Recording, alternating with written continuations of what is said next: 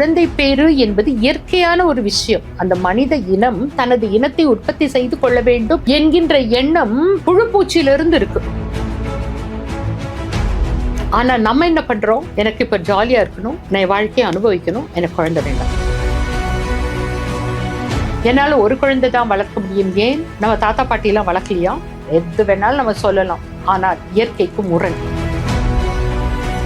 பொண்ணு பாத்தீங்கன்னா மாசம் பீரியட்ஸ் ஆகும்போது மனம் நொந்து போறா. அச்சோ என்னால முடியாது அப்படிங்கறத அவக்குள்ள நம்ம புகுத்திடுறோம்.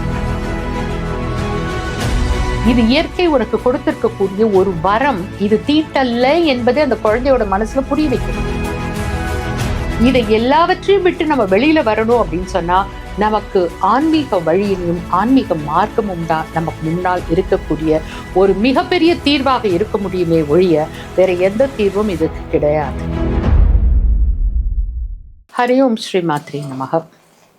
எனது அன்பார்ந்த தமிழ் பக்த நேயர்களை, இந்த பதிவில் நம்ம எதை பார்க்க போறோம் அப்படின்னா, இன்றைக்கு ஏன் குழந்தை பேறு என்பது இயற்கையில கிடைக்காம செயற்கை முறையை நாடி நாம் போயிட்டு இருக்கோம் அப்படிங்கிறத பற்றிய ஒரு சிறிய சிந்தனை. இதை மாற்ற முடியுமா? இதில் மாற்றம் தேவையா என்பதை பற்றிய ஒரு சில சிந்தனைகளை நான் உங்களோட பகிர்ந்து கொள்றேன். நிறைய பேர் இப்ப பார்த்தீங்கன்னா திருமணம் நடந்து 10 வருஷம் ஆயிடுது. ஆரம்ப காலத்துல நாங்க குழந்தை வேண்டான்னு தள்ளி வச்சோம். இப்போ குழந்தை வேணும்னு நினைக்கிறோம், எங்களுக்கு கிடைக்கல. அதனால இன்றைக்கு செயற்கை கருத்தரிப்பு மையங்களை நோக்கி நாங்கள் சென்று கொண்டு இருக்கின்றோம். அதுவும் எனக்கு கண்டிப்பா கிடைக்குமா கிடைக்காதா, எத்தனை அட்டெம்ப்ட்ஸ் நம்ம கொடுக்குறோம், இதில் சக்சஸ் கிடைக்குமா கிடைக்காதா என்பது ஒரு கேள்விக்குறியாக இருக்கக்கூடிய நிலையில நிறைய இளம் பெண்களை நான் வாழ்க்கையில சந்தித்துட்டு இருக்கேன். அனுதினமும் பார்த்தீங்கன்னா நிறைய பேர் எனக்கு மெசேஜ் போடுறதோ, எங்களுக்கு எப்படியாவது ஹெல்ப் பண்ணுங்க, இந்த குழந்தையாவது எங்களுக்கு தங்கணும், இப்படி நிறைய பெற்றோர்கள் என்னுடைய மகனுக்கு குழந்தை இல்லை, மகளுக்கு குழந்தை இல்லை, இப்படியெல்லாம் சில விஷயங்கள் நடந்துட்டு இருக்கும் பொழுது இதுல எங்கே மாற்றம் தேவை என்பதை ஒரு சில சிந்தனைகளுக்காக நான் இந்த இடத்துல உங்ககிட்ட பகிர்ந்து கொள்றேன். முதலாவதா நமது உணவுல நம்ம என்ன பண்ணியிருக்கோங்கிறத நம்ம சிந்திக்கணும். அதாவது நாம பார்த்தீங்கன்னா ஒரு பக்கம் செயற்கையாக ஜெனட்டிக்கலி மாடிஃபைட் விதைகளை நாம உற்பத்தி பண்றோம். அதாவது என்ன மாதிரியான விதைகள் என்றால், நாம உணவுக்கு எடுத்துக்கொள்ளக்கூடிய அந்த உணவு தானியங்கள் என்பதும் பருப்பு வகைகள் இதெல்லாம். அதாவது நான் போடுற ஒரு விதையிலிருந்து எத்தனை கிலோ எனக்கு கிடைக்கும் என்கின்ற அளவுல அந்த பயிரினுடைய மாடிஃபிகேஷனை அதிகப்படுத்தி அதனுடைய இயற்கையான வடிவமைப்பை மாற்றி ஒரு பக்கம் விதைகள்ல உற்பத்தி பண்றோம். மற்றொரு பக்கம் விதையே இல்லாத ஒரு இனத்தை நாம் உருவாக்கி கொண்டிருக்கோம். இயற்கையில பார்த்தீங்கன்னா எந்த ஒரு ஜீவராசியும் தன்னுடைய இனத்தை இனப்பெருக்கம் செய்ய வேண்டும் என்கின்ற ஒரு உந்து ஆற்றல், அதுதான் அதில் இருக்கக்கூடிய இயற்கையான ஒரு ஆற்றல். அந்த ஆற்றல் அதற்குள்ளாக இருக்கு. அதை எல்லா உயிரினமும் அதை செயல்படுத்தி கொண்டு தான் இருக்கும். அப்போ இதற்கு நம்ம என்ன பண்றோம் அப்படின்னா, ஃபர்ஸ்ட் நம்ம உணவுல ரெண்டுமே இது அதனுடைய அளவுக்கு அதிகமான வீரியத்தை எடுத்து அதற்கு ஒரு பக்கம் கொடுக்குறோம். இன்னொன்னுல விதையே இருக்கக்கூடாது, வெறும் சொலை மட்டும் இருக்கணும். இது போக நாம மற்றதுல பால் வகைகள்லையும் நம்ம எடுத்துக்கலாம். ஒரு பசு கன்றை ஈன்ற உடனே அதுக்கு கொடுக்கக்கூடிய ஹார்மோன்களை கொடுத்து அதுக்கு அதிக அளவுல பால் சொரிய செய்யறோம். இதெல்லாம் இந்த உணவு என்கின்ற நிலையில நம்ம பார்த்தோம் அப்படின்னு சொன்னாக்கா நிறைய விஷயங்கள்ல இயற்கைக்கு முரணாக நம்ம வாழ்க்கையை நம்ம அமைத்து கொண்டிருக்கிறோம். இது ஒரு பக்கம். மற்றொரு பக்கம் என்ன அப்படின்னு நீங்க பார்த்தீங்கன்னா, மனம் என்ன செய்யுது? நாங்க இன்னும் வாழ்க்கையில செட்டில் ஆகல. நல்லா செட்டில் ஆன அப்புறம் நாங்க குழந்தையை பெற்றுக்கொள்கிறோம். இன்னொன்று, நான் கொஞ்ச நாள் ஜாலியா இருக்கணும். குழந்தை வளர்ப்பு என்பது எங்களுக்கு கஷ்டம், கடினமான ஒரு விஷயம். இந்த 2 எண்ணங்களை நம்ம மனதில் பதிய செய்யறோம். இது காலம் கடந்த பிறகு வேணும்னு நினைக்கும் போது அந்த குழந்தை கிடைக்கிறது. பாருங்க, குழந்தை பேறு என்பது இயற்கையான ஒரு விஷயம். அந்த மனித இனம் தனது இனத்தை உற்பத்தி செய்து கொள்ள வேண்டும் என்கின்ற எண்ணம் புழுப்பூச்சியிலிருந்து இருக்கு. ஆனா நம்ம என்ன பண்றோம்? எனக்கு இப்ப ஜாலியா இருக்கணும், நான் வாழ்க்கையை அனுபவிக்கணும், எனக்கு குழந்தை வேண்டாம். அப்புறம் அடுத்த மனநிலை சொல்றேன். ஒரு குழந்தை போதும். ஏன் போதும்? நீங்க சொல்லலாம் நாட்டினுடைய பொருளாதாரம், அது இது, ஜனத்தொகை ஜாஸ்தி, வாட் எவர்.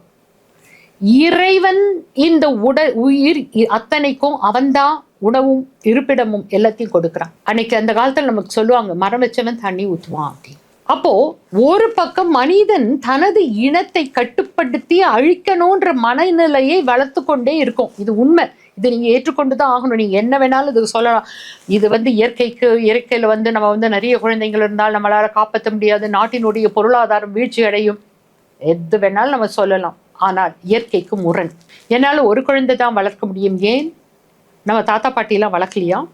இப்ப என்ன ஆகுது அப்படின்னு பாத்தீங்கன்னா, இயற்கை தன்னை சமன் செய்து கொள்ளக்கூடிய ஒரு வழிமுறை இருக்கு. அதை இயற்கை சமன் செய்து கொள்ளும். எல்லா திசைகளிலும் இயற்கைக்கு முரண்பாடாக நம்ம போயிட்டு இருக்கும் பொழுது நமக்குள்ளாக இருக்கக்கூடிய அந்த மனநிலை நமக்கு எதிராக செயல்படும். அடுத்தது இன்னொன்னு நான் சொல்ல விரும்புறேன். ஒரு பெண் மாதவிடாய் அட்டன் பண்ண உடனே முதல்ல அம்மா அழுவாங்க. அது ஏன்னு எனக்கு தெரியல. என் பெண் ஒரு முழு மனிதனா, ஒரு முழு மனுஷியா மாறி இருக்கா அப்படிங்கறத நினைத்து சந்தோஷப்படுறதை விட்டுட்டு அம்மா அழுவாங்க.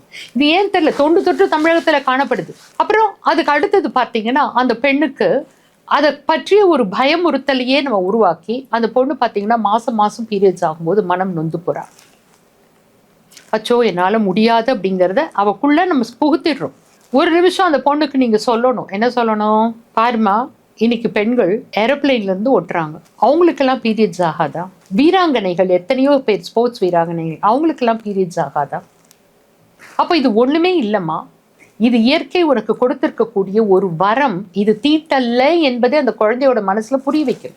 அப்போ அந்த பெண் தனக்குள்ளாக அவ மலரணும். தனக்குள்ளாக அந்த பெண் அவ மலரணும். மலரும் பொழுது அவளுக்குள்ளாக இருக்கக்கூடிய அந்த பிறப்புறுப்புகளும் அந்த கருப்பையும் வலுப்பெறும். எல்லாவற்றுக்கும் மேலாக இதற்கு தீர்வு ஆன்மீக முறையில இருக்கு. நீங்க பாத்தீங்கன்னா இன்னொரு ரீசன் அதிக அளவுல மன அழுத்தம், ஸ்ட்ரெஸ்ஃபுல் லைஃப். அப்போ இது எல்லாத்துக்கும் தீர்வு எங்க இருக்குன்னு நீங்க பார்க்கும் பொழுது பார்த்தீங்கன்னா, இயற்கையான ஒரு மகப்பேறு கிடைப்பதற்கும், இயற்கையான வாழ்க்கை நெறியை வாழ்வதற்கும், ஒரு பெண் தன்னை தயார்படுத்தி கொள்வதற்கும் ஆன்மீகத்துல பல வழிமுறைகள் இருக்கு. நம்ம எல்லாருக்கும் தெரிஞ்சது, சஷ்டியில் இருந்தால் அக பையில் வரும். ஸோ சஷ்டி விரதம் இருக்கிறது, கார்த்திகேய வழிபாடு, நமது வேத மந்திரங்கள் சிலதெல்லாம் இருக்கு. அது போக பார்த்தீங்கன்னாக்கா லலிதா சகஸ்ரநாமத்தை பாராயணம் பண்ணி அந்த வெண்ணெயை பற்றி நான் உங்கள்கிட்ட முன்னாலேயே சொல்லியிருக்கேன். இப்படி சில ஆன்மீக வழிகளில் மனதை திருப்பும் பொழுது மனம் அமைதி நிலையை அடையும், அவர்களுடைய கர்மங்கள் கழியும். ஏன்னா நம்ம பார்த்தீங்கன்னா நம்மளுடைய கர்மம் மட்டுமில்ல, சோசியல் கர்மா என்று சொல்லக்கூடிய சமுதாய கர்மாவுக்கு நம்ம உள்ளாகி கொண்டிருக்கிறோம். இதை எல்லாவற்றையும் விட்டு நம்ம வெளியில வரணும் அப்படின்னு சொன்னா நமக்கு ஆன்மீக வழியிலும் ஆன்மீக மார்க்கமும் தான் நமக்கு முன்னால் இருக்கக்கூடிய ஒரு மிகப்பெரிய தீர்வாக இருக்க முடியுமே ஒழிய வேற எந்த தீர்வும் இதுக்கு கிடையாது. சிந்தித்து பாருங்கள். மனமது செம்மையானால் எல்லாம் மந்திரங்கள் ஜபிக்க வேண்டாம் என்று வரும். ஏன் மந்திரங்கள் ஜபிக்க வேண்டாம்னா, மனம் செம்மையாவதற்கு மந்திரம் வேணும். மனம் செம்மையாவதற்கு மந்திரம் வேணும். மனம் செம்மையானால் மந்திரங்கள் ஜபிக்க வேண்டாம். அப்போ இந்த மனதை மாற்றி மனம் தன்னைத்தானே உணர, மனம் அமைதி நிலைக்குள்ளாக வர, மனம் இயற்கையோடு ஒத்த ஒரு வாழ்க்கை வாழ, குழந்தை என்பது வரம் என்பது நம்ம ஒவ்வொருத்தருக்கும் சொல்லு. குழந்தை என்பது பாரம் அல்ல, குழந்தைகள் என்பது வரம் என்பதையும் ஒவ்வொருடைய மனதிலும் நாம் புகுத்த வேண்டிய நிலையில இன்றைக்கு இருக்கோம். அதனால நான் உங்களுக்கு கொடுக்கக்கூடிய தீர்வு, ஆன்மீக வாழ்வை நாடி வாருங்க. ஆன்மீக வாழ்வு தான் உங்களுக்கு எல்லா வரங்களையும் கொடுக்கும். ஒரு நிமிஷம் சிந்தித்து பாருங்கள் தாய்மார்களே, எத்தனை இளம் பெண்கள் இந்த ட்ரீட்மெண்ட்னால இப்ப சஃபர் ஆயிட்டு இருக்காங்க அப்படின்னு. எத்தனை இளம் பெண்கள் மரித்து போயிருக்கிறாங்க, இறந்து போறாங்க அப்படிங்கிறதையும் சிந்தித்து பார்க்கலாம். எவ்வளோ இளம் பெண்கள் எனக்கு தெரியும். ஏன்னா அவ்வளோ கெமிக்கல்ஸ் அவங்களோட உடல்ல செலுத்தப்படுது. அப்போ அந்த குழந்தைகளுடைய எல்லாற்றிலையும் நம்ம ஆர்கானிக் பேசுறோம்ல. இன்னைக்கு ஆர்கானிக் அப்படிங்கிற வார்த்தை ரொம்ப பிரபலம் ஆயிடுது. ஆர்கானிக் எண்ணெய் தான் நாங்கள் யூஸ் பண்ணுறோம், ஆர்கானிக் சாப்பாடு தான், அரிசி தான் நாங்கள் வாங்குகிறோம். Right, very good. Organic fruits தான் நம்ம யூஸ் பண்ணுறோம், ஆர்கானிக் வெஜிடபிள்ஸ் தான் யூஸ் பண்ணுறோம். உங்கள் குழந்தை ஆர்கானிக்கான்னு முதல்ல சிந்தித்து பாருங்க. ஆர்கானிக்காக நாங்கள் குழந்தை பெற்றிருக்கோமான்னு யோசிக்கலாம். எத்தனை பேர் இன்றைக்கு செயற்கை கருத்தரிப்புக்கு நாடி நிற்கின்றோம். ஆண்களும் பெண்களும் தனக்குள்ளாக மலட்டுத்தன்மை ஏன் கொண்டிருக்கிறார்கள் என்றால் மனம் கெட்டிருப்பது. மனம் கெட்டிருப்பது, மனிதனின் சுயநலம். சுயநலம். ஒரு குழந்தை இருந்தாலும் சரி, 2 குழந்தை இருந்தாலும் சரி, 3 இருந்தாலும் சரி, பகிர்ந்து உண்ணக்கூடியது என்கின்ற ஒரு பழக்கமே இல்லாது இந்த சமுதாயத்துல நம்ம போயிட்டு இருக்கோம். ஏன்னா அந்த குழந்தைகள் அத்தனையும் பாருங்க செல்ஃபிஷ்னஸ். அப்போ வாழ்க்கையினுடைய சேலஞ்சஸை ஃபேஸ் பண்ண முடியல. ஷேரிங் இல்லை, அவங்க கிட்ட ஒருத்தருக்கு ஒருத்தர் விட்டு கொடுத்தல் இல்லை. இது இல்லாமல் வளரும்போது நினைத்து பாருங்க, அவங்க இன்னைக்கு பார்த்தீங்கன்னா அந்த உறவுகளும் இல்லை, எதுவுமே இல்லாம மனித இனம் எதை நோக்கி போய்கொண்டிருக்கின்றது என்பதை சிந்திப்போம். மாற்றம் சமுதாயத்துல தேவை. இந்த மாற்றம் நம்மிடத்திலிருந்து தொடங்கட்டும். ஒவ்வொருவருக்கும் ஆன்மீக மார்க்கத்துல வழிமுறைகள் உண்டு. அந்த அழகான ஒரு சனாதன தர்மத்தை கையில் எடுப்போம். எதிர்கால தலைமுறைகளுக்கு நாம் இதை விட்டு செல்வோம். ஸ்ரீ மாத்ரே நமः.